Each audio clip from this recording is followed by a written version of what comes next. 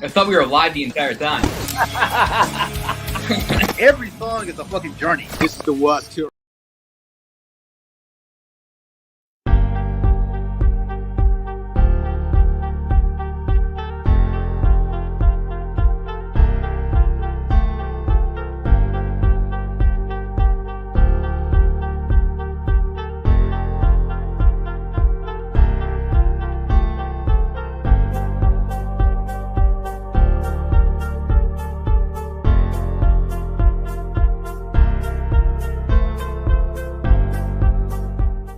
I thought we were live the entire time.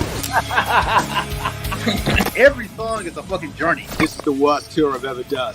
Anthony Crawford says Gene Simmons is crazy. Black Album was one of the greatest fucking records of all time. Dude, that dude is crazy. Rock and roll ain't dead. Metal was banned. What was the reason why it was banned? Politics and religion. Next record's 3-chord rock. Yeah, we're gonna do an AC/DC record. When we do the next record take, we need to interview the producer and just make sure that they're not gonna invade the Capitol. I'm gonna keep my opinions to myself. Thank you so much! This is why I get banned from tours. Nobody does anything to get anyone in trouble. Like, no alcohol is consumed on the bus. Just yoga and prayers.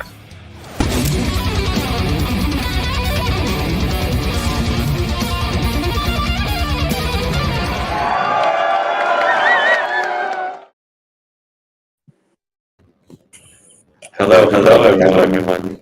Oh no. Hello. Can you hear me? How are you? How are you guys? It's doing it again. Well, that's weird. I know.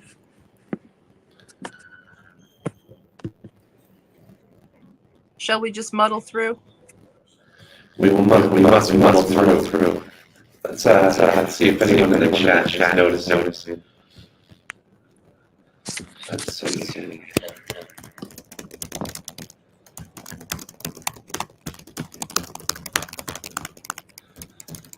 Usually takes a little bit for everyone to get this thing. No.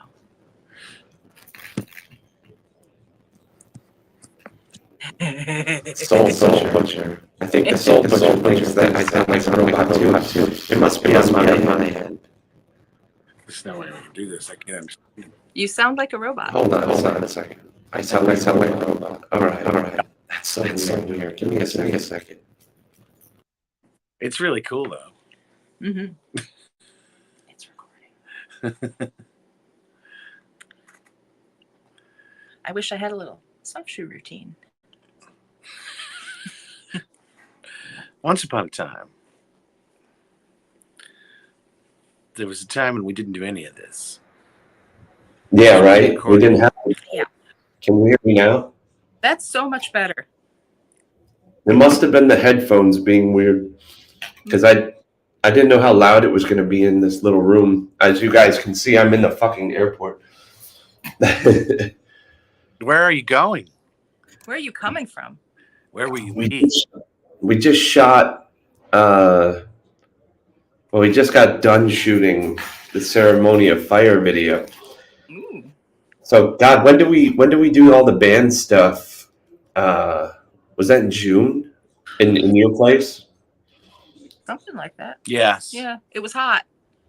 Okay. So we're still finishing up the music videos that we started in June. We started recording this record on January 1st, and we're still doing production. Good things take time, Joseph. Oh my God. You should see some of the crazy shit we just filmed. Like Wicker Man shit on the beach. There was like a fire department helicopter overhead. Like it was insane. On purpose? Well, they were monitoring us. They were protecting you? It was crazy. Well, I don't know if they were protecting us or everyone around us. That's more like That's more like it. Yeah. They're protecting the good citizens of wherever you were. Yeah, well, it was outside of LAX. Actually, probably like 3 miles from here. But yeah, I think I got COVID from the director. Oh. Yeah, it's been a long week. Michael Arango says he loves Witherfall and Sanctuary and my voice. And when is the new Sanctuary being released? You know, Michael, does this look like the Sanctuary YouTube channel? Oh, savage. I have no idea. I'm not in charge of the Sanctuary camp, but I will let you in on a little secret. Jake Dreyer played some guest solos on the new Sanctuary. So I'm waiting for Jake Dreyer so I can have him come in and you guys could introduce yourselves when he comes in. Let me see what the hell he's doing. Hold on 1 second. It's like if there's no wine involved, Jake may or may not show up. There's wine. Look. Oh, you have wine. Jesus. Wine. There's wine. I also have your glass from the video. Oh, God. That came out pretty cool. It came out really cool. So Yeah. light. That one is cool. How many we shot like 9 music videos in your place. Oh. Yeah, in about 15 minutes. It was amazing how fast you guys worked. Yeah, it was 4 days, huh? There's Mr. Dreyer. Oh, we got some Pam drinking some wine. Fantastic. Cheers. This way. Jesus. Darling, I'm the dork in the group drinking club soda. not just any wine, Oh, the new Witherfall wine. Witherfall wine. I just had some of that for Thanksgiving, actually. The brand new one. Oh my God, did your mom bring it? Yeah, she has number 1, 2, 3, 4, 5, and 6. Oh So, my God. Oh, really? yeah. You have to keep those sealed up like Beanie Babies. It'll be worth a fortune someday. If they don't get exposed to too much sun down here in Florida, that's for sure. Why don't you have any clothes on, Jake? What are you doing? Oh, I do. Oh, okay. I just came back from a whole Thanksgiving fiasco at a farm, so good stuff. Though, how are you guys? How's everything going at Big Blue North? Great. Busy, cold. It's getting cold. Fuck yeah. Yep. Here it comes. We're getting ready for a foot of snow overnight. Well, you're different than I am. I would not say fuck yeah to getting cold because I experienced that minus 17 for the first time when we were out there doing the record in January. Which You like apparently that? it was a hot summer though, right? For Utica. Yeah, it was all right. Mhm. Yeah, you guys picked about the coldest possible. That fucking is crazy. So Jeff and Pam, can you introduce yourselves to the Wither world? Hi, Witherfall. I'm Pam, I'm Jeff, and and we are. Big Blue North. We're a residential recording studio in scenic, beautiful upstate New York, where Witherfall recorded their latest masterpiece, In the middle of winter. and in the middle of summer. And the middle. You picked the coldest times of the year. Congratulations. It's like you looked at a calendar and said, what are the least comfortable weeks and months we can be in upstate New York? And then you did that. That's what you did. Yeah. So. Oh my God. Well, yeah, I mean, Joseph's used to that stuff because what's funny about this is that it's Joseph's hometown, and you guys happen to have this. I mean, for anybody out there that's doing it, it is the best studio we've ever recorded at, and Aw. I mean, just absolutely top notch. Like, it's amazing, and it's also in Joseph's hometown in Utica, which now I actually see that a lot of people that are famous are from Utica, which is strange. I never even thought about that, you know. Who? Well, Annette Funicello, Mount Tears, was our big claim to fame. Yeah. And one of the guys from the band Mo from here, Stephen King, uses Utica as his inspiration because it's so bleak. Yeah. Word has it that the Springfield in The Simpsons is actually a cartoon version of Utica.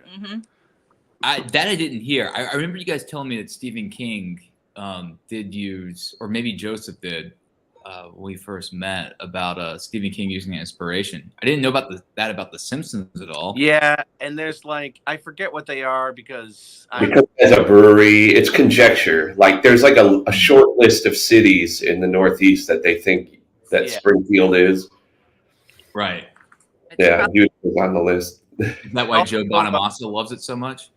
loves The Simpsons? Well, it's just the age that he is. Isn't one of the writers is from here or something? Dunder Mifflin has in the the office. They have a Utica branch. They never. I don't know if they ever go to it. Okay. One time. Okay. They visit. Okay. That's funny. It's bleak. Usually, any bleak referrals are usually what we get.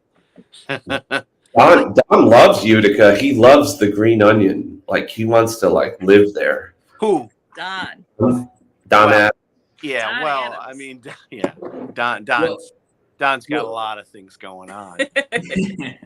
Can you guys explain the ordinance of the studio? Because it's again, the studio is it's by far we do some stuff in LA with it, and it's usually some guys guest house or some shit like that. But you guys have a full on legit recording studio in a church, nonetheless. Yeah.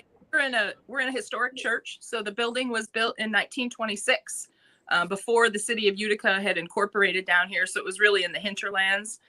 And it was actually crowdfunded. You can believe that. Because during the Depression, it was, they were fundraising in the middle of the Depression. So the church was never going to get built. And they ended up kind of passing the hat around the community. And the community came up with the money to build the brick church that's here today. So that's pretty cool. It was always non-denominational.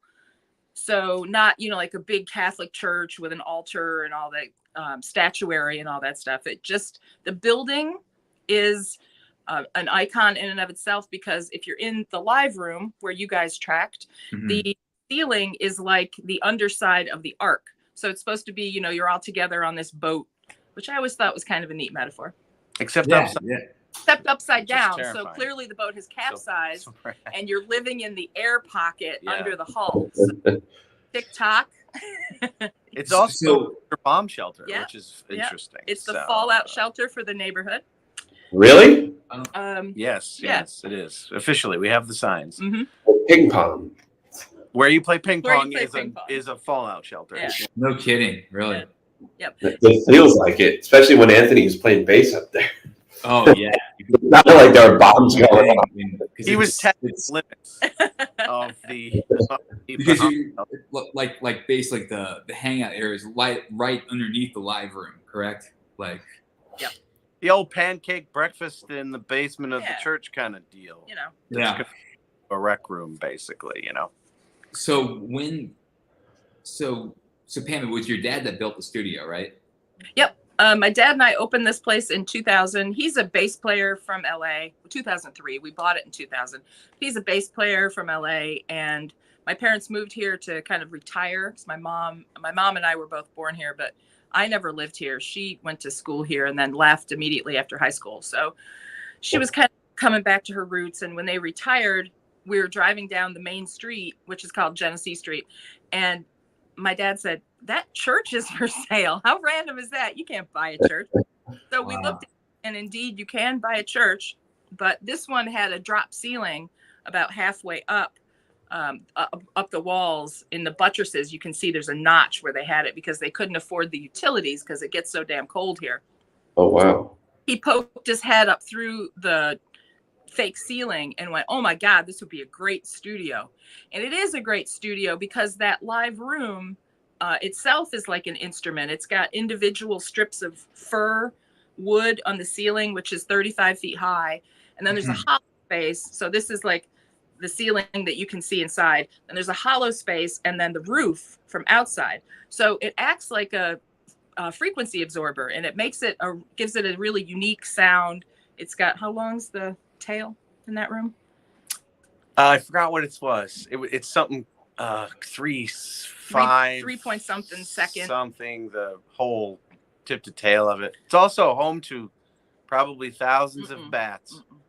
Wow. Yeah. I was waiting for one to be in the music video. Yeah, we do have a lot of bats around this neighborhood. One of the benefits of being in the hinterland of central New York is that you can it's about 50,000 people here, roughly. And, all of New York State, I think people always think of New York and they think of Herald Square or something, and it's definitely not that. No, you we're know, in the middle of the woods. It's fairly rural here, so you know, prices are a little cheaper. Things are easier to get. You can get a church and do stuff with it, as opposed to in other places where there's way more pressure in the real estate market, etc. So, you know, it's far removed from the. We're only about 3.5 hours though, roughly from New York. So, you know, we get to Boston about 5, we get to Philly in about 6. It's Toronto's about 6.5. So, you know, it's not that removed from everything in the grand scheme of things. We call it centrally isolated. It's the benefit of being in the East Coast and New England is it's near everything. Like anywhere you go, you're like a few hours away from another major city. Yeah. Speaking of wildlife in upstate New York, Don wanted me to ask you guys, what's the deal with the guy on the scooter with the moose, like, or the deer, or whatever the hell that was? Yeah, that was a deer. We have a cast of characters here that we lovingly refer to as all-stars. And one of the all-stars had a roadkill deer draped over the back of his scooter. You know, what do you call those? Like a rascal, you know, those motorized wheelchair things that people ride around Walmarts and stuff. Well, he had one that he was driving on the road, and he had come across a deer. It's hard to say because weird. For those that don't know, if you come across a deer that's roadkill, you shouldn't probably eat it. No, because if you don't drain it right away, it will poison the meat. Yeah, and it can kill you. Yeah, you'll get really sick. So, you can't just eat roadkill. No. What if it's rat? And I highly doubt that he himself hunted that down and killed it. No, because those things only go about 2 miles an hour. So yeah, it's an interesting question. Yeah, Joseph, and I'm not sure what the answer is on that one, other than he was just being a badass. That's all I can think of. He was So I missed this story. Don came across someone with roadkill across them on a scooter. There's a photo going around of this guy. Oh, okay. So it's a Utica thing. Yeah. Oh yeah, it's a It's a Don Adams thing. Yeah. It went all around. It was, you know, it was a local viral thing. It was like, hey, you know, Here, let me see if I can find this. Driving with deer tied to their roofs or in their pickup. Oh, okay. Hold on. There's hunters, but yeah, it's deer hunting season. But where that picture was taken was, you know, just a few blocks from the studio. Yeah. It's in town. It's not hunting season in town. And that thing's heavy. Yes. This deer is very ironic compared to what our album art that we didn't use was this record, Joseph. Oh my God, dude! Yeah, the deer making their appearances. Let me see if I can get this in the actual front. Yeah, we have had 3 different artists now working on this record. There you go. Oh, there it is. Jesus. Isn't that amazing? Wait, what street is that? That looks like Blandina Street or something. Sunset and Sunset. That's where Don's friend, the Ukrainian girl, was. Yeah. Remember Don walked back to the fort like in the rain, and he like slipped all over the place, and he looked like a wet rat. Yeah, Zeus has that story. Yeah. Once again for the kids. Hold on. Anyways, no. Don't try this at a fun. This is not well, that's Utica. a bad Anyone idea. that knows that guy's name, like I want him on the show next week. Yeah. He's probably got an agent by now. Yeah. Wow. Yeah, right. Well, that's Stephen King likes Utica. Yeah. Yeah. Exactly. Let's hear. We have a question, guys. To build out the spot. Hold on. One of our friends and fans here. Hey guys, what's up? Can't wait for the new album. Who else has done work at Big Blue North Studio that we would know? Probably not that anybody would know, really. No. You guys are probably one of the bigger bands, if I'm being honest. Certainly in your genre, for sure. Yes. We did do a band called Paris, but Paris is definitely in a whole different ballgame. They're more like a emo Warped Tour kind of like band. yeah, kind of like a dark Paramore or something. Mm-hmm. Oh, We typically cater to emerging artists, regional, Northeast kind of people. So I would say there are some people that you're going to hear of, but probably not anybody that is on your Apple, iTunes, Spotify list right now. Yeah. Jeff, was the Paris band, were they spelled, was it Paaris? No, it's regular, but PV. they spell the A with a V. No. Like Yes. Yeah. I mean, they were pretty big though. yeah, sure. They were on Reprise or something. Yeah. Yeah. They're on tour right now. Yeah. They're in Europe or Japan. Lindsay's something right now. Lindsay's her name. She's really the Right. whole band kind of. I don't want to say I that. remember hearing about them. Yeah. It was 2014, 13, 14. Does that sound about right? 2016 they were here. Okay. Okay. They were here for a while. You guys are the only ones that have been here longer. They were here for about 8 weeks, 7 weeks, something like that. Yeah. And then they came and shot a video, not like quite like they didn't spend the time, but they spent a day or something. They brought a pretty big crew or 2 days. Well, Spotify was following them. They were one of those emerging artist things. So Spotify was following them all year and doing a little kind of documentary thing about them. So we've done some weird, like Squeaky from Manson's Clan was here. what? Yeah, because they did a documentary on her. She lives around here. She lives in Marcy. She was in prison here about 5-10 miles from here for most I of didn't her. know anyone lived in Marcy. Yeah.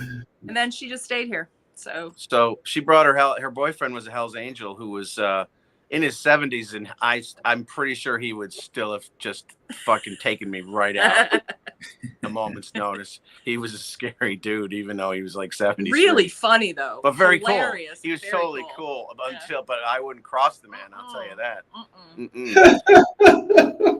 So Jeff, man. you're from Jeff. You're from Utica, right? Or around the? Yeah, I mean, I'm from a town 9 miles away, but what the hell? Yeah, Utica for sure. I never left this area code. Let's say that, as depressingly as that is. But yeah, this whole place has been where I'm from, so it's I never imagined to be able to stay here and be able to do music in any way, shape, or form for a living. I mean, Joseph, I think would probably attest to the fact that he just kind of had to go at some point if he wanted to try to do another level of professional success. It's hard to do from here. It's not that kind of town. It's a little too far away. Maybe now might be a little less crazy with the internet, but back in our day, you had to go.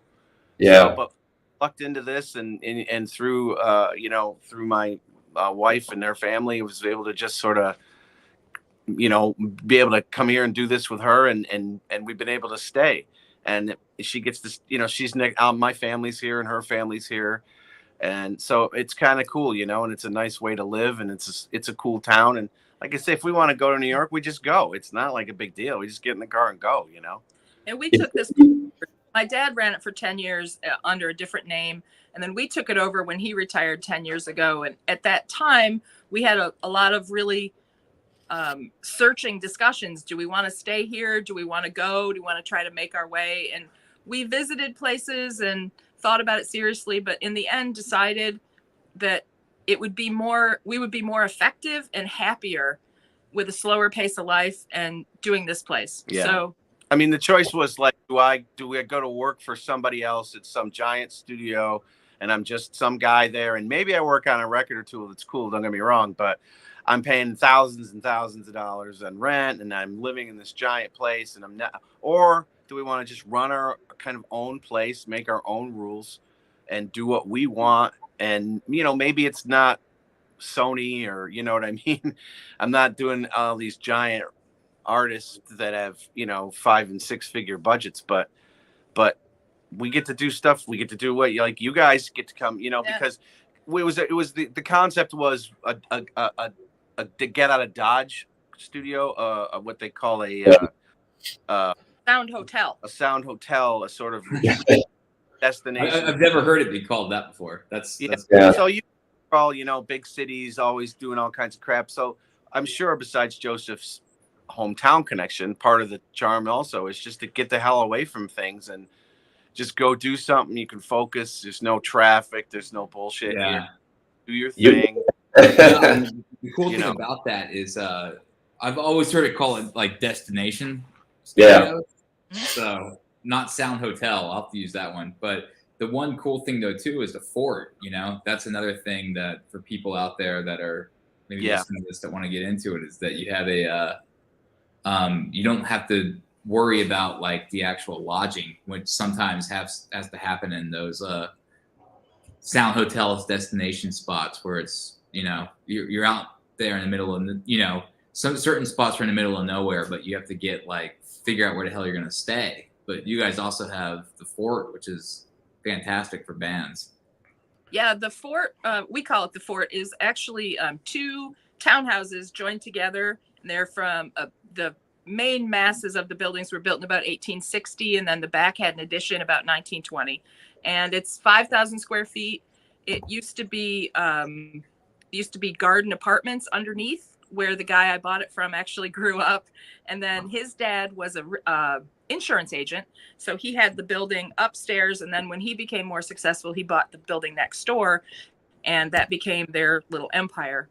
So Jeff and I lived there for a little while. Yep. But it sleeps. So we turned it into a pretty nice place to live because it was our personal residence. So it makes for, you know, sometimes you go to some spots where you have residences for bands and you get there and you're like, okay, well, it is, I mean, you know, it's a place to sleep and stuff, but it's a little janky, you know, and I don't think the fort's janky, and it makes it easier just for bands, you know, like they can just not have to think about all that shit, you know, and rooms and you know, you can't smoke and you can't make noise, and you know, it's just a hassle, and it can be quite expensive. So absolutely, we had to kind of we knew right away we were going to be a residential shop because it just makes it so much more appealing. You know, the lower price point, the fact that you can stay and sleep 6 or 7 guys comfortably, and it's, you know, all kind of under the same umbrella, and it's just makes,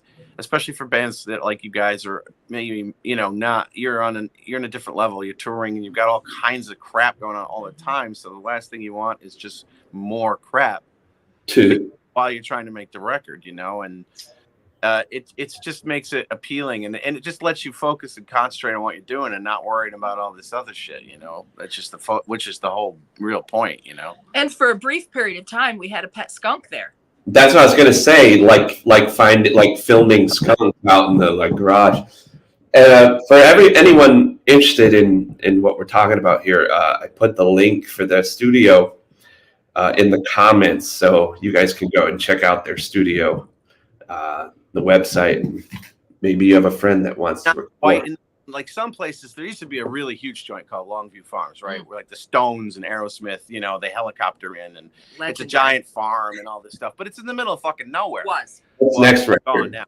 So, you know, and it seems like it's a great idea and won't this be wonderful until like you just want to go get a beer or have a fucking pizza, and you can't. Yeah. So while that seems like a great idea to be out in the middle of the woods, it's kind of after a few weeks starts to get old. So we kind of think like it's a good happy medium here in Utica because it's the city.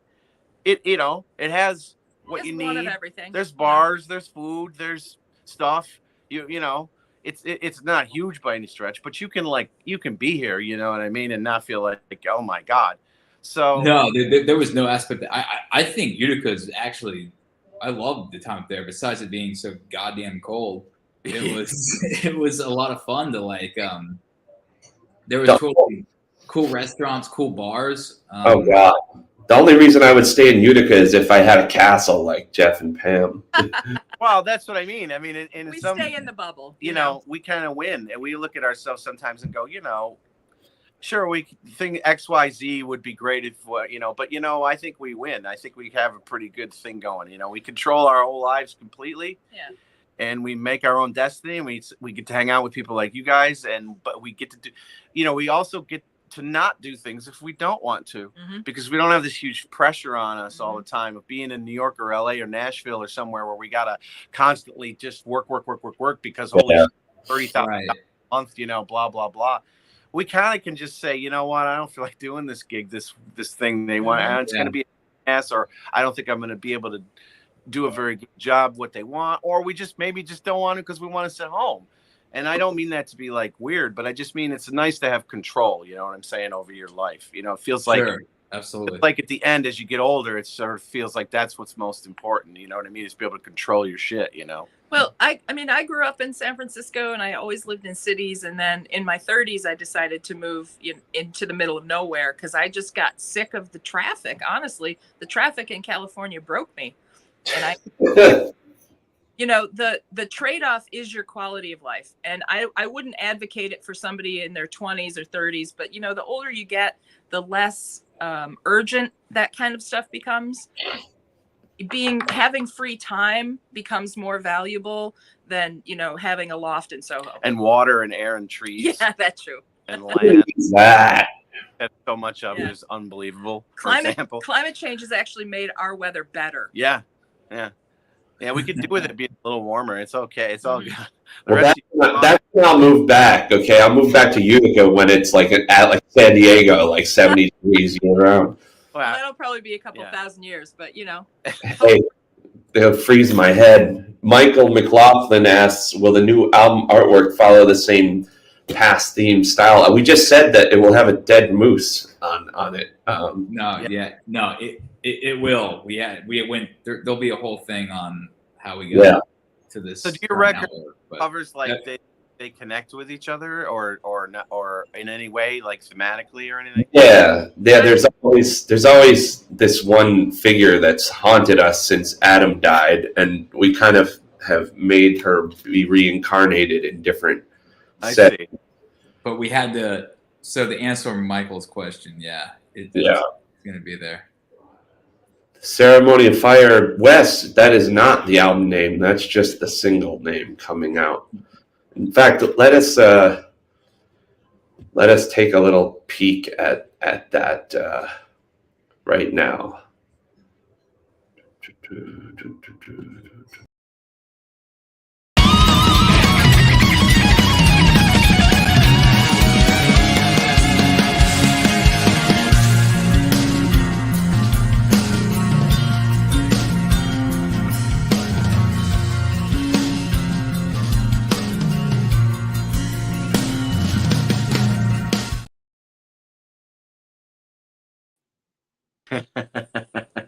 So that's what we've been up to for the last 3 months, filming all these videos, which we started in your studio in June. What we were talking about. It's been fucking, what is it? It's been 11 months. 11 months. I left for LA to record the drums. We did a different studio on New Year's Day. New Year's Day. We're coming up there, and then we went to you guys in middle of January, I think. Oh yeah, it's the latest. Yeah, middle of January. Wow, in Utica. Oh my God. Mental note. Maybe not next. Maybe next time. Try spring. Well, actually, when we were just there doing the videos, though, that was amazing. That weather was incredible. Yeah. Everywhere else in the U.S. was hot as fuck, but it was beautiful out there. Yeah, I'm telling you, our weather's getting better. Don't tell anybody, but really it is. Yeah, please. Tell everybody it sucks and don't come here. Keep the prices down. Hey, as long as you give us the same deal, we'll give you all the clients you want. Scott, Audio Town. You're in the family now. Yeah, we can do things. You know, you're looking at the whole thing, janitor all the way up to president. That's it. It's just the two of us and Eric, and that's it. So that was Jake was the janitor at the fort one night. That was hilarious. Yeah, you guys. That's for sure. There was wine splatter in place that I didn't physically understand how it could be possible. Like. So I don't know who. I think it said was just lost. What was that? There was wine. I said there was wine splatter in places that seemed to be anti. Like I work against the laws of gravity. Oh Jesus! Well, Or we'll blame the skunk. not sure how. It was the skunk. I'm sure it was. It was the a skunk. Phineas the skunk. His stripe is probably red by now. That's so weird. There's a whole thing on Phineas. Have you guys had a skunk back in the place since? We've never had a skunk. I mean, we've owned that building since 2000, and there's never been any kind of wildlife anywhere. So congratulations. So Once Witherfall comes to town, skunks show up in the studio. Garage. Following you around for donuts dropping on the floor. There's a whole video on it. This Facebook right here, more modern studio equipment, or do you focus at all on past traditional methods? Well, I don't know. You guys with Zeus did what you did, which I'm not in or there about it. But you guys didn't use, I don't think, any tape machines or anything like that. But we generally use them quite a bit. We have tape machines, and I have this behind us here, the Rupert Neve console. Yeah. Oops, ta-da, like Austin Powers. So yeah, we have a lot of outboard crap here. It's kind of old school here. Yeah, I don't think this would be considered a modern studio by a lot. We don't do a lot of modern music necessarily. But that being said, going back to Paris, who I would say is definitely a modern band. They just wanted to come here because of the place. You know, they didn't really, the gear was fine. They didn't honestly really use that much of it. They really just wanted the space, which, as you guys know, when you're in a band, it's hard to find places to work that have space. You know, you usually just cooped up in some fucking bread box for 3 weeks and starts to get weird, you know? So this is a big old place. So I think that's part of the reason why you guys had a nice time too, you know? And we're a one-room shop, so when you're here, the whole facility is yours, which is kind of nice too. You can spread out and leave your shit everywhere overnight. Yeah, and the fort's what, 5,000 square feet? I mean, it's fucking humongous. So it's a separate building just down the road. You know, one thing we do have is space, which is nice because everybody can get the fuck away from each other.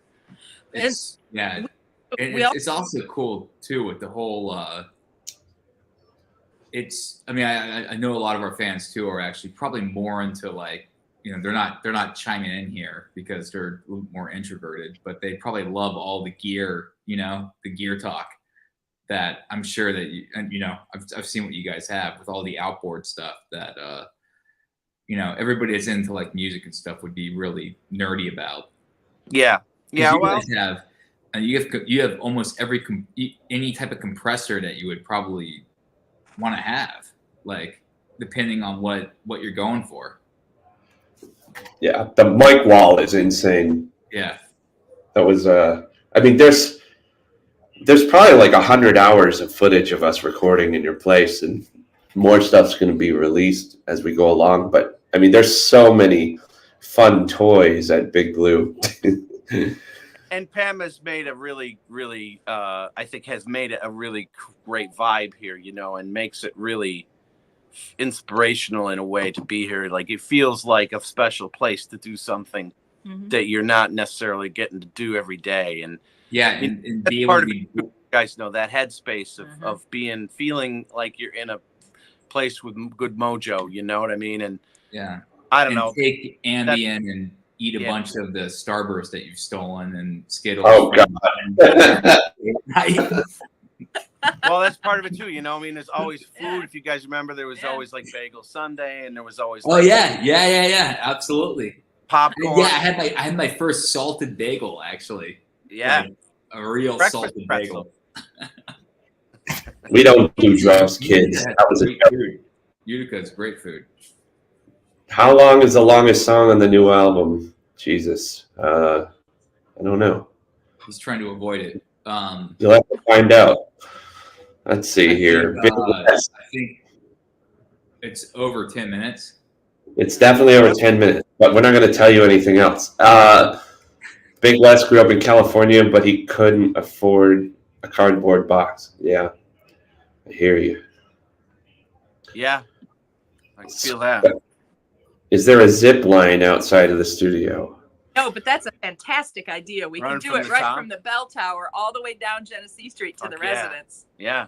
Yeah, That's you a could- great idea. To the Onion.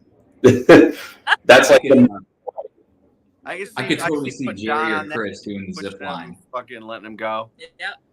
dude. Chris would do the zip line and break his other fucking ankle. That's he did. Our drummer just did the most East Coast thing ever. He broke his leg playing hockey. He's Yeah, also that's from the East Coast. Coast. No. Yeah. Well, he's Yeah. from Jersey or whatever, right? He's from Jersey. Yeah. Is he okay? Yeah, but I mean, if you're from Jersey, you're supposed to be the one breaking people's legs, not getting them broken. Yeah. Yeah. He's going to have to move. Well, he's in Silver Lake or something. I don't know. Yeah. Estrella with the weird avatar says greetings from Tulcan, Ecuador. Ecuador. Wow. Whoa. Have you guys thought about opening up a studio anywhere else? Or are you guys just going to keep the Big Blue North right there in There was- Utica?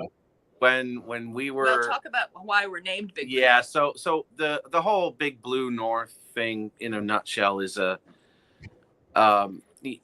from like Joseph, there was somebody here in town who grew up here and decided that he wanted to seek greener pastures with the music business.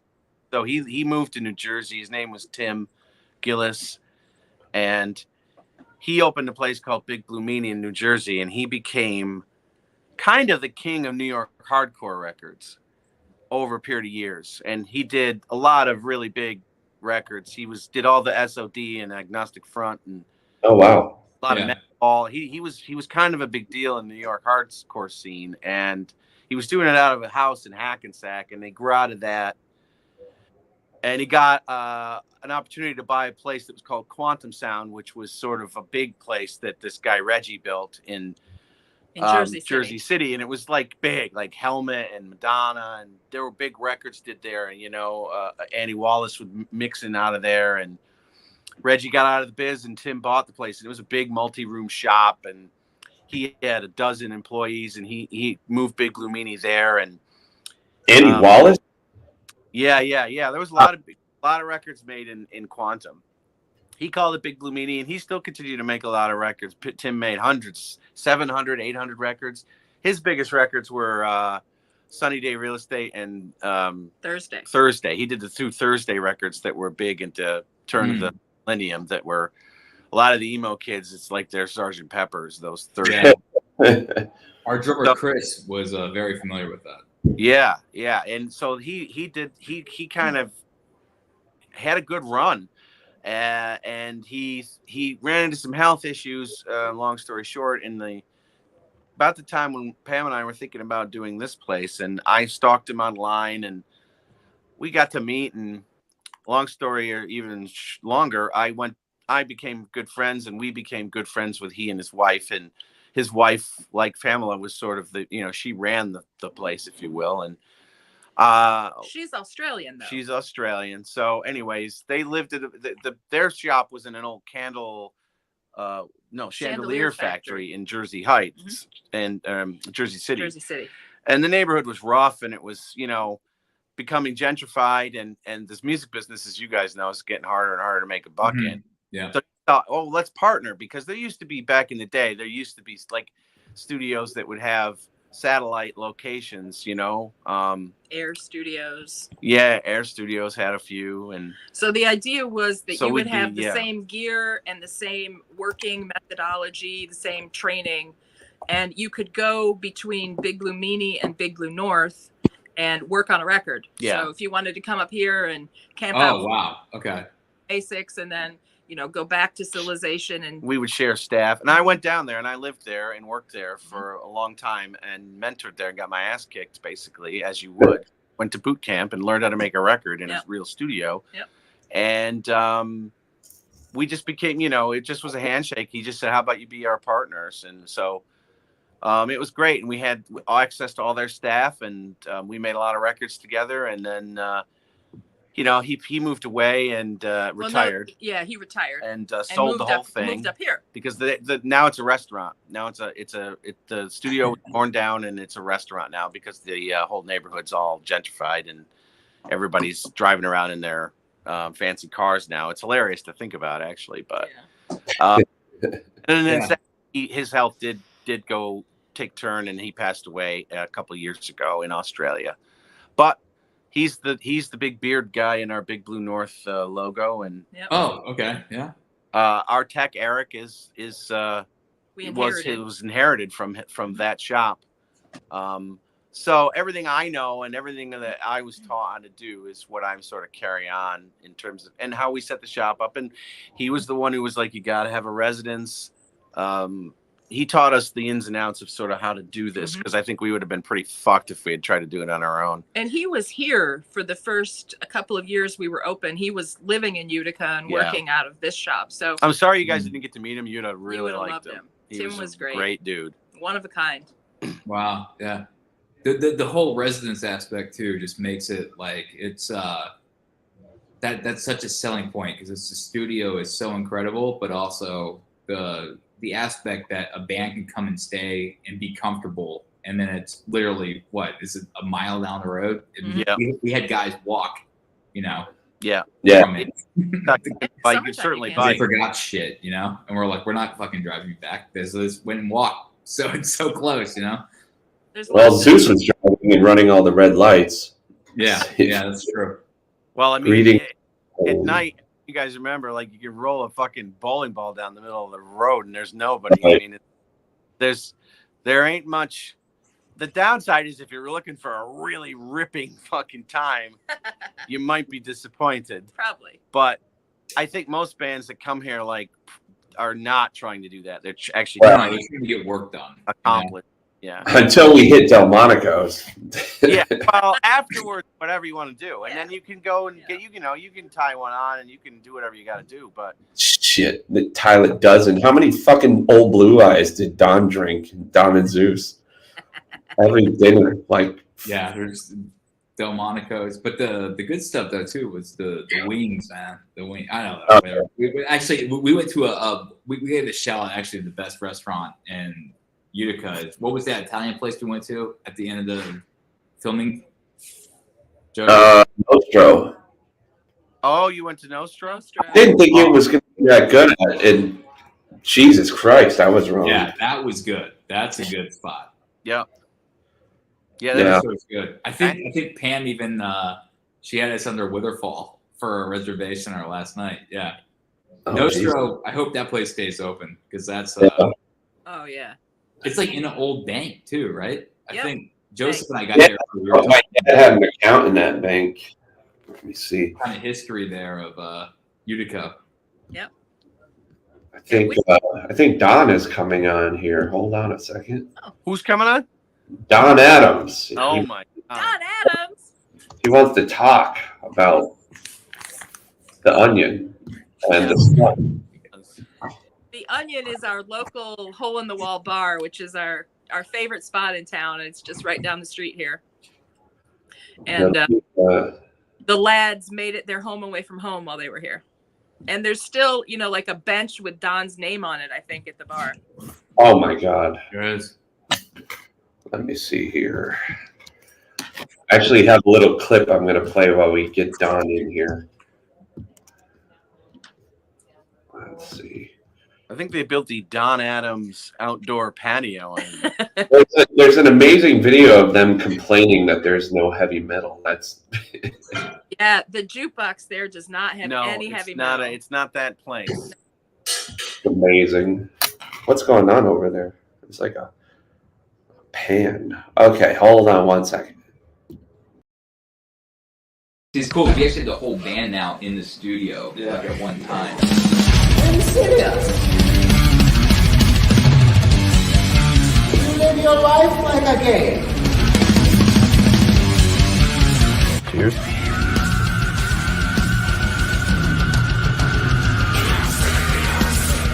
Wine o'clock, Jake? Yeah, I definitely wine o'clock. You like that song? Yeah, I did.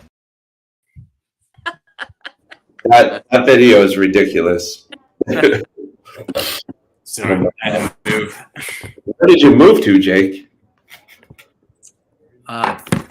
Another area. Part of the renovation. Is this all your house that's never going to get done ever?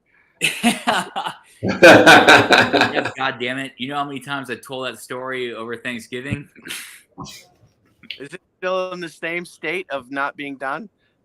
It is not being done. I was currently in the kitchen, but then right now I'm actually in a room that is. I had to keep one room not being touched, and this is it. So it's Is that a bar? Yeah.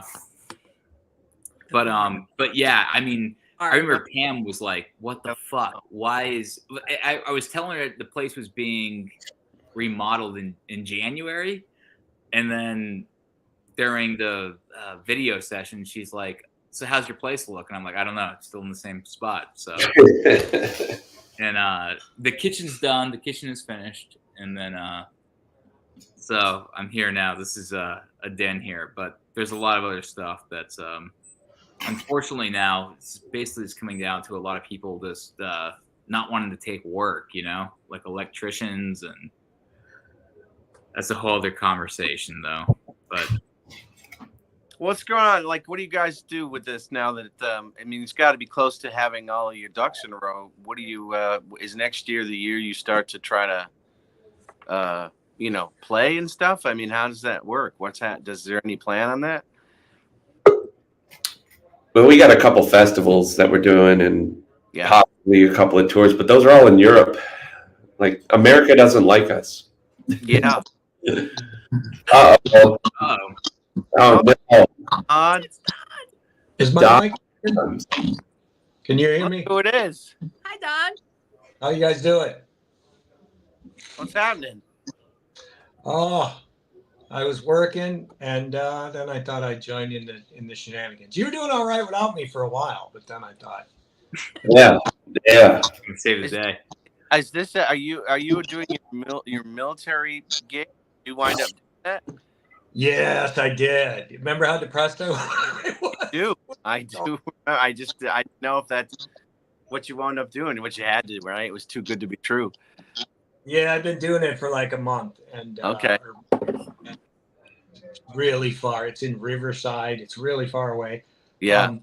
But it's easy and it's all right. It's just I've never had like day jobs in my life, so I don't know how to. I feel like I'm like an undercover cop or something. You have imposter syndrome. And then I missed out. Well, I didn't miss out on the video this week. I went to both of those shoots, 2 of the 3. So I got to shoot with the witches and Joseph. But In the fire. me and Joseph went out last night. We didn't drink, either one of us. I don't believe that. Wow. Yeah, me neither. I haven't drank all week. It was crazy. Define not drinking. Does that mean just Like you did zero. to make Zero. yourself pee your pants? Is that what you mean? Or Like if Utica's like of me drinking, is it I go through periods of not drinking. Don did 2 years. I did 2 years in the pandemic. no kidding? Wow. Yeah. Well, time Also- to pick up for that shit. Yeah. Being in Utica, though, will make you fucking an alcoholic. This is true. Let's Get see. this. There's a bar in Riverside called the Green Onion. No, there is not. Oh, And I went to it. I was you like, gotta I'm be going to shitting me. Green Onion. No way, But man.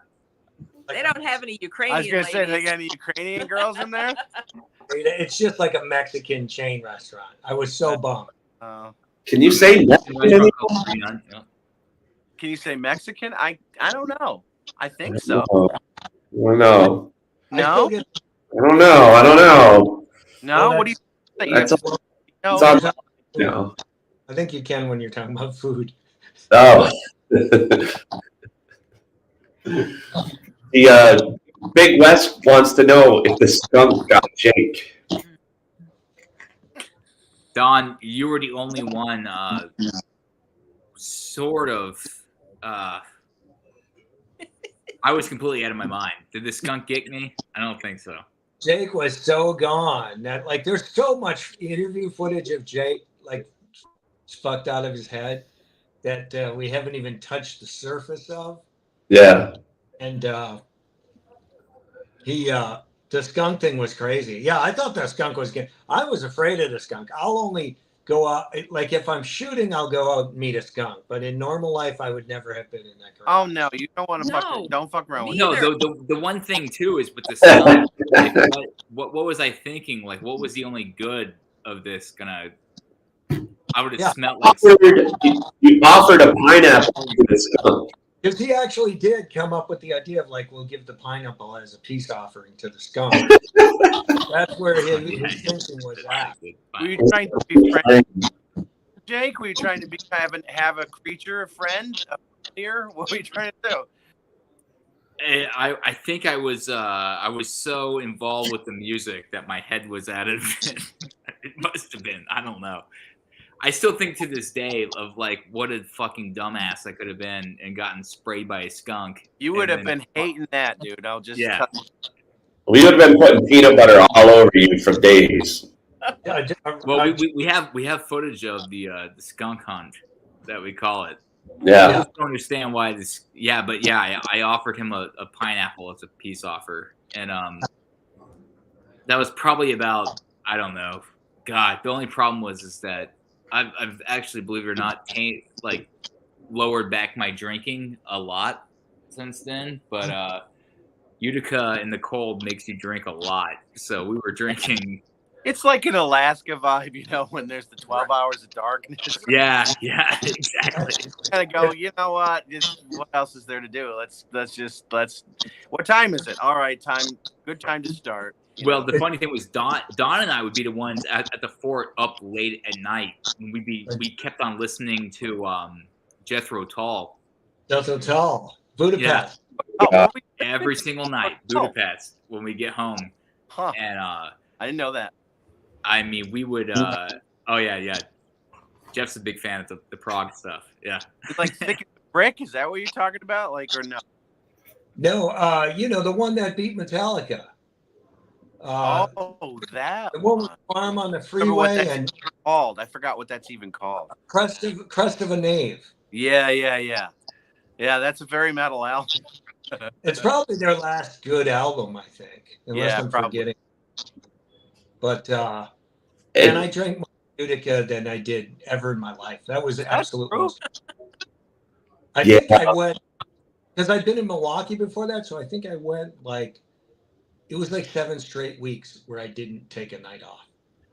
But I have the least to do of anybody. It's not like I need to, come up with some guitar riff or something. I just stumble around in autofocus. All the cameras are on autofocus. There's no, just on the trip. That's basically my business. Eddie Head asks if the isolated location of the studio affected the recording of the album. Yeah. Of course. I mean, wherever you're at recording, because there's shit that comes up, at least for guitar player speaking, when you're doing solos and shit, you're affected by the area you're in. So, yeah, absolutely. I wouldn't say, I mean, they say it's isolated. It's not like we're on recording on a fucking glacier. Yeah, it's pretty isolated. I feel like it. But if you see someone running down the street at midnight, it's most likely Donna. You can place bets on it. Sliding. And then I only fell over one time though, but it was bad. Most of the time, if somebody's walking down the street in our town, you probably should just leave them alone.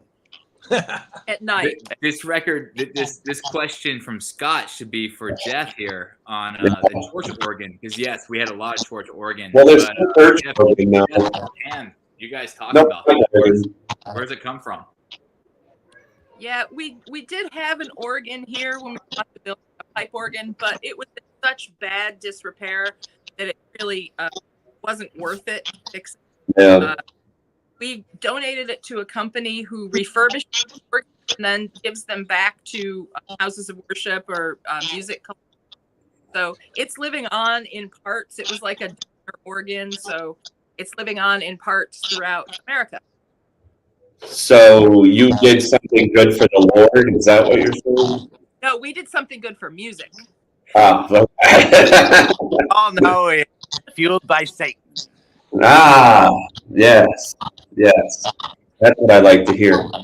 Speaking of Satan, where the fuck is Zeus? How's he been? Yeah. Where's Saint Zeus? Yeah, what's he been up to? Whereas I just, Satan, I thought, oh, Zeus. I don't know. You might be working with someone who we can't know. This guy says they thinks Chris needs a skunk for his drum set mascot. Yeah, we'll have that. We're gonna let him know. Jake's gonna fall off the stage. He's gonna get startled by the skunk. Yeah. We'll have to have like an emergency pineapple for him to ward off the skunk. If anybody ever shows up to a Witherfall show with a sign that says Phineas, they'll get a free T-shirt. Yeah. I think Phineas should have some merch. Yeah.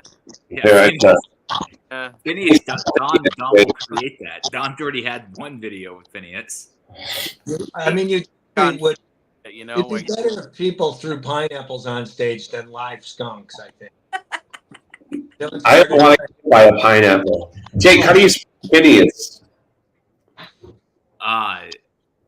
Well, the creators over there making something, so I believe it's within a PH. Phineas. Yeah, that's how it is, because that's what Don did for it. Yeah. Okay. Oh, that's right. I forgot about that. We just go by my typos. That's how we determine. One N or two N? Big Blue North, there needs to be a Phineas little portrait of a skunk. If one of those little dolls. Hold on. We've been. Someone send us a bubble. We're gonna send it. There. We'll put it right up in the control room. I'm gonna spell it like Big West says. I think it's Phineas. Well, we'll accept the misspellings. So, you know what would be good? It's the green onion. Token Oh, from the That's a free drink from the onion right there. That's hilarious. The onion. Jesus. They just fall on my clothes still to this day. They're still falling. How funny. Pam and Jeff need to go on the Hell Hath No Fernie show. Oh, yeah. My cousin has his own podcast where he talks about death metal and black metal bands with indistinguishable logos. Yeah, they would love that. My God. Is that the one we met? No. We Yeah. Yes. The one that knew Aquaviva? Yeah, he's serious. He knows. We gotta give a shout out to Aquaviva for guitar tech for the latest Witherfall record, and oh my God. Yeah, I mean, god damn, it felt like a movie actually, Don. Like the first. It is a movie. Just being like everyone knew each other, but they all had very good talents, with everything they were doing between Aquaviva and his guitar collection, and then Pam and Jeff with their studio. So it was funny that my cousin knew Aquaviva's son. That was like the funniest part. Yeah. Small town shit, you know what I mean? Yeah. Yeah. It's not a lot of us here, so it's it's the size of like one of the suburbs of LA. Like I mean, the whole city. Right. Yeah. It's not. It's so especially in the music community part. You don't. It doesn't take long to kind of know everybody, especially if you're any good. You know what I mean? There's only a couple hundred of us probably at the most. Yeah. Really doing it. Because a lot of people like Joseph. I'm pointing. Like, what am I pointing at? Joseph is like one of those people who's like, if you really get serious about it, you kind of, people kind of tend to leave. You kind of have to. So, there's lots of people from here, but not a lot of people that are still here. So, it's a challenge. There were multiple sessions when you wanted Witherfall to leave your guys' studio. No. Oh my God.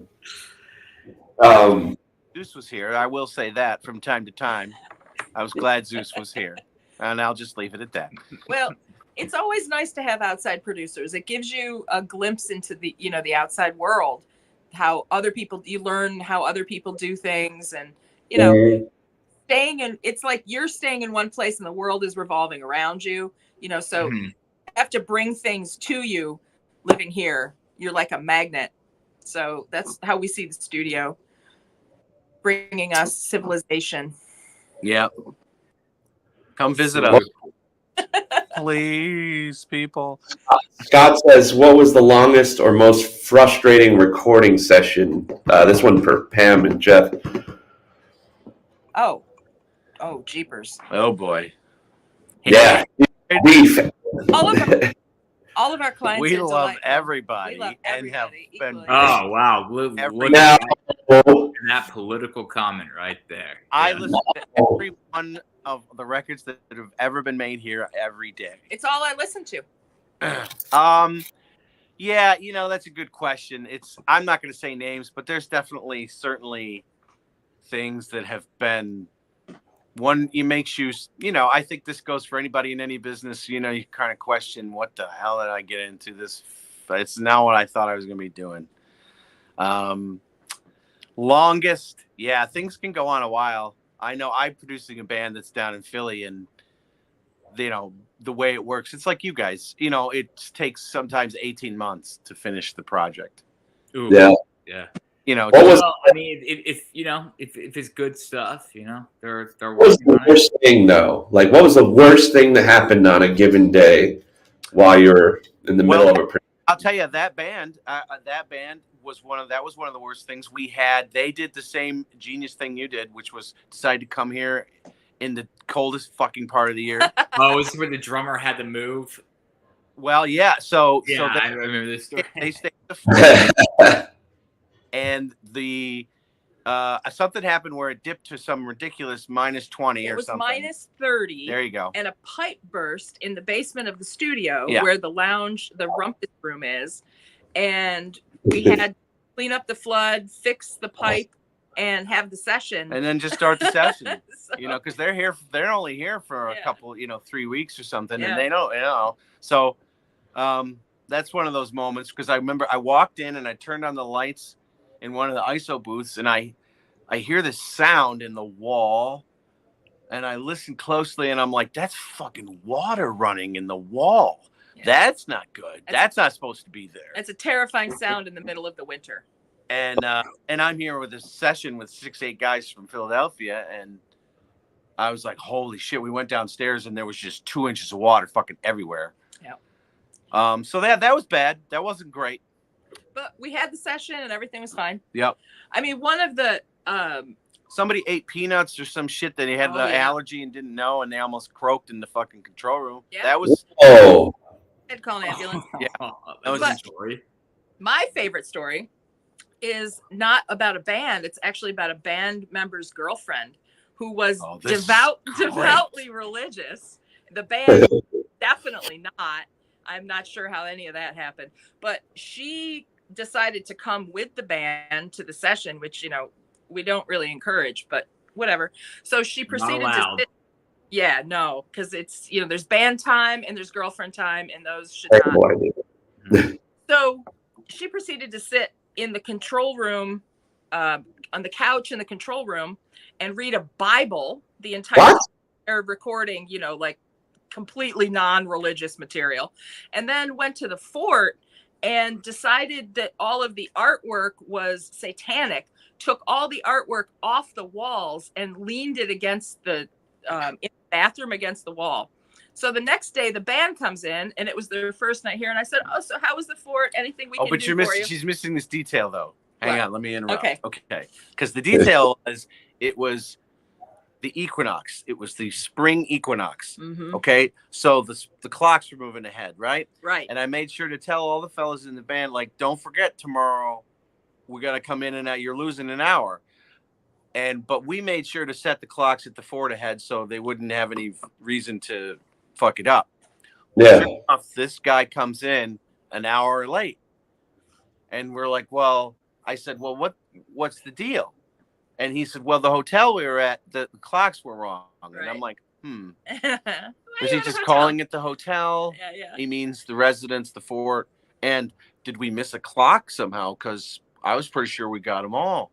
And he said, no, we decided to stay at a hotel. And this is where this. So we didn't know anything happened, is what I'm trying to say. Right. Until the drummer got so stoned at the end of the session that he finally was giggling to himself in the corner and said, I got to tell you guys something.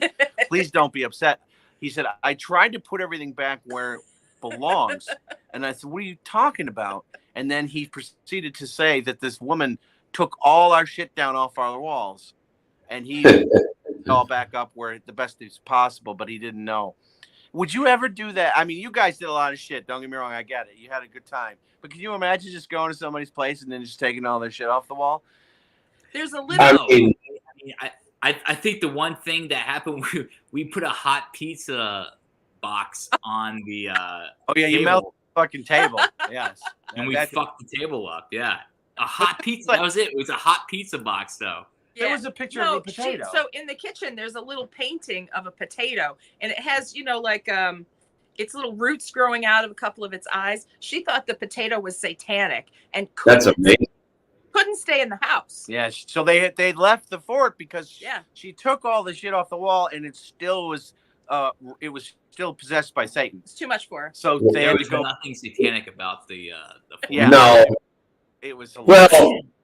The painting of you in the bathroom is pretty satanic, I gotta say. Like that's evil looking.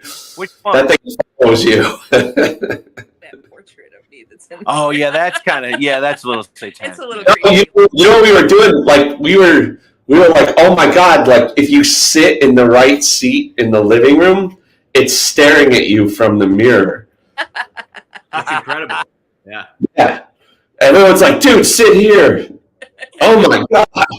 Yeah. No, we yeah. So. But yeah, not too. I mean, people get. We've had clients get so hammered they can't even play anymore. Shit like that. But I mean, nothing terrible. Most of our clients are really good and great people, and we have a good fucking time and get lots of shit done, and everybody has a memorable experience, and then you're just friends, and then you just have that. You just be friends with these people now for the rest of their lives, because it's a weird thing. It's like going in the military. You go in and you spend a whole lot of time in a place, and you're all cooped up, and you're doing a weird thing. When it's an experience that not everybody gets to have. So when you have it, you feel like you're bonded. You know what I mean? Well, it's awesome too, because the whole place is. I mean, believe me, we've all been on recording sessions where it's been in war, but it's that was nothing like it. It was. Big Blue North is one of the best recording. War or any best recording experience we've had. Because we did one in my hometown with a guy that there's videos of, but it was another great build out, and I was actually for the longest time wondering if it was the same guy, because I know it was a guy that was it Joseph? Is it the same guy that did the same build out that did Boogie Tracks? Oh, you're talking about John Stork? Oh, yeah. Yeah, it might be. I'll be right back. It might be. So my hometown, Panama City, had a studio build out just like Big Blue North that was by John Stork, which is that the same exact carpenter or engineer or designer that did your guys' place? John Stork is kind of basically one of the godfathers of acoustical engineering. He designed Electric Ladyland for Jimi Hendrix back in the day, and he's still working. He's out of the city, and he does, jazz at Lincoln Center, and he did Alicia Keys' studio. He's doing all things in, Cutter, and, he's a dude. And so my dad met him at the Baseball Hall of Fame, which is just down the street. Wow. Just randomly, two long-haired old guys just starting a conversation, no idea who anybody was. And long story short, Stork decided to come up here and take a look at our space, because he had never really done a church like that, and decided he would work on the project. And 2 years later, we have this amazing John Stork design control room. But he has kind of some signature things. He has a signature diffuser that he uses, and some, his, like any artist, he has a style. So you can definitely tell his rooms. There's probably about 4 or 5 maybe acoustic designers that are sort of do probably every place that there is worth talking about. Mm-hmm. Yeah. So he's one. It's he's very definitely- interesting. The one thing I see is that it looks very similar to the place that was in my hometown of Panama City, which was the best studio we recorded at beside Big Blue North. Big Blue North is also way bigger, I think, than Boogie Tracks, but it's crazy. And if Dom was here, he would be able to say the exact same thing because they look so similar. But what was the thing right there? We had a question there about how many. How many guitars did you use? I used a lot of Jeff's guitars actually, which were Fenders and Gibson. Along with the main guitar was a a custom Randy Rhoads 7. It's in one of the Witherfall videos. You can find it where we unbox it with EMG pickups. It sounds fucking awesome. We used that for rhythms, and then leads were a bunch of Jess guitars. The 1992 or 1990 Les Paul. Yeah. 1992 Les Paul. Yeah. That's in the video. I'm not going to tell you the song because it hasn't been announced yet, but we use that quite a bit. Yeah. There's a bunch of shit. Stole a bunch of Jeff shit and used it on all this stuff, and it sounds great. Fenders and Gibsons. Yeah. Yeah. I don't know how many guitars, though. I think this was the most varied as far as tones, guitars, amps, like miking setups. Yeah, we used a few of your acoustics as well, I think. Well, I don't know. You guys remember talking about like the whole thing about this record was trying to. I mean, correct me if I'm wrong, but I seem to remember it wanting to be more. I hate to use this word, organic or old school, but that was kind of what the words were that we were throwing around, and less rigid and straight. What you would always do on a metal record. You guys were kind of trying to just do some different shit and kind of dirt it up a little, if you will. You know what I mean? Yeah. Yeah. I mean, I think. Well, the cool thing too was having that live room, and that's the main thing that Big Blue North has is a live room that can be just. You could do an orchestra in there, or live drum kit. You could do what we did. We did a lot of guitar stuff, and it's just the thing about that room is you're not going to replicate it with any plugins. Like, so whatever you do in that room with that gear, it's going to be its own sound. The record isn't going to sound like any other record out there, and that's the biggest problem with modern rock and metal productions is everyone's using the same samples and DIs through the same fucking impulse responses, and it's every record ends up sounding the same. It's like everyone's got the Andy Sneap fucking sample kit, and who gives a shit? Like you go to a real place and record real things with real microphones, and move real air, in real acoustic spaces, you actually get something that's sonically singular. Gary played our B3 instead of using a fake one, shit like that makes it just I guess going back to that old school or whatever kind of vibe of like, if you want a Les Paul sound, then let's just fucking play Les Paul,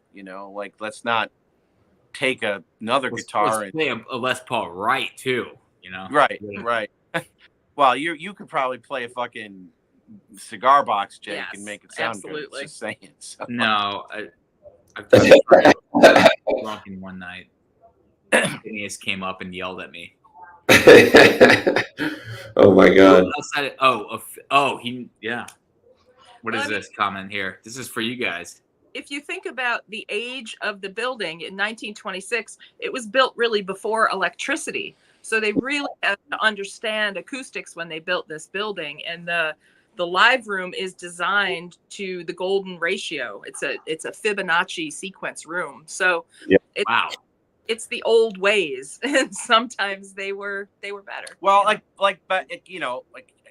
look, you went to Capitol because of the room, RCA, you went to Abbey Road, you went to, I mean, there was all these before plugins, you had to do that. I mean, now everybody just opens up Waves and calls up the same shit. And to your point, Joseph, you do start getting some kind of homogenous shit going on because, it's kind of, everybody's just in this sort of basement studio thing with plugins. Not that you can't do good work that way. I'm not saying that, but you do sort of run into sort of like sounding like a lot of other things.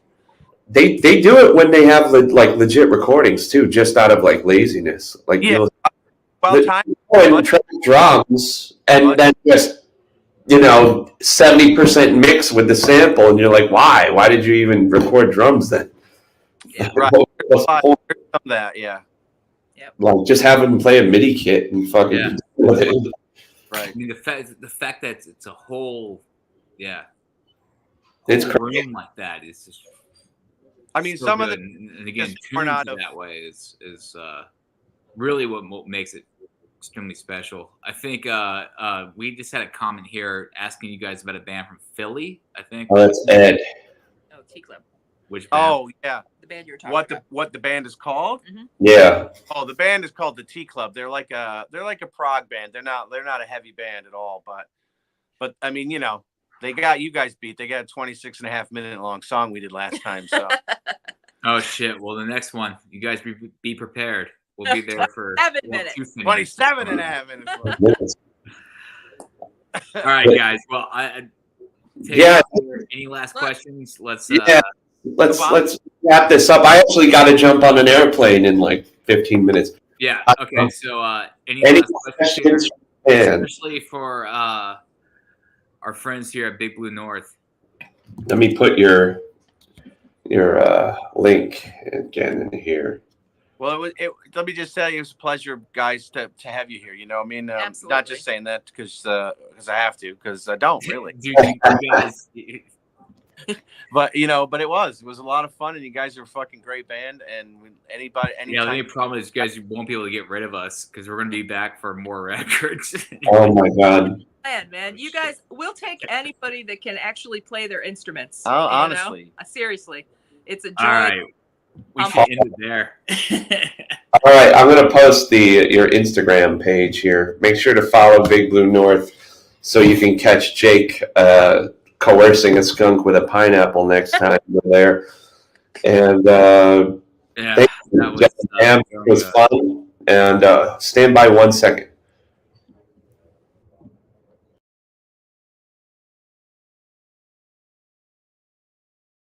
Sometimes the world no longer needs a hero. Sometimes what it needs is a monster.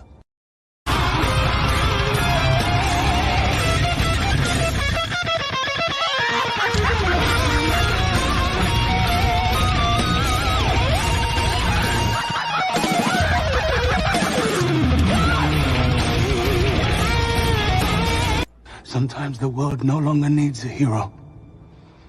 Sometimes what it needs is a monster.